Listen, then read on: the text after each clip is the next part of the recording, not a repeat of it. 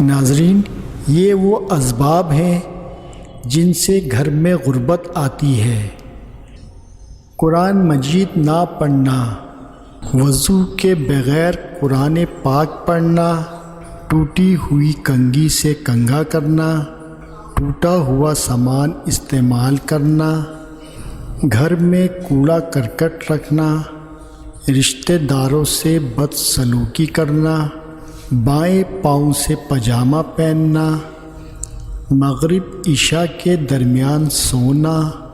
مہمان کے آنے پر ناراض ہونا، اپنی آمدنی سے زیادہ خرچ کرنا، دانتوں سے روٹی کو کاٹ کر کھانا، زیر ناف بالوں کو 40 دن سے زیادہ رکھنا، ناخن کو دانت سے کاٹنا، کھڑے کھڑے پاجامہ یا شلوار پہننا، عورتوں کا کھڑے ہو کر بال باندھنا، پھٹے ہوئے کپڑے جسم پر سینا، صبح سورج کے نکلنے تک سونا، کسی درخت کے نیچے پیشاب کرنا، بیت الخلاء میں بیٹھ کر باتیں کرنا،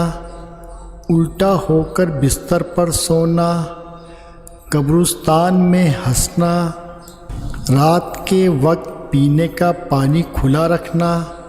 رات میں سوالی کو کچھ نہ دینا، برے خیالات سوچنا، استنجا کرتے وقت باتیں کرنا،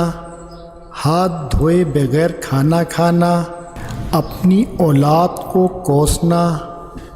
دروازے پر بیٹھنا، پیاز اور لہسن کے چھلکے جلانا، فقیر سے کوئی چیز خریدنا، پھونک سے چراغ بجھانا، بسم اللہ پڑھے بغیر کھانا کھانا،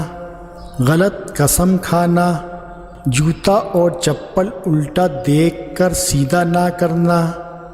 حالت جنابت میں حجامت کرنا، مکڑی کا جالا گھر میں رکھنا،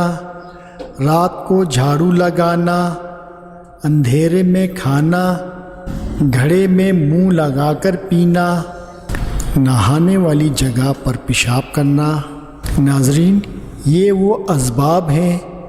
جن سے گھر میں غربت آتی ہے۔ آپ سب ان اسباب سے اپنے آپ کو بچانے کی کوشش کریں، انشاءاللہ آپ کے گھر میں کبھی غربت نہیں آئے گی۔ جزاک اللہ۔ السلام علیکم ورحمۃ اللہ وبرکاتہ۔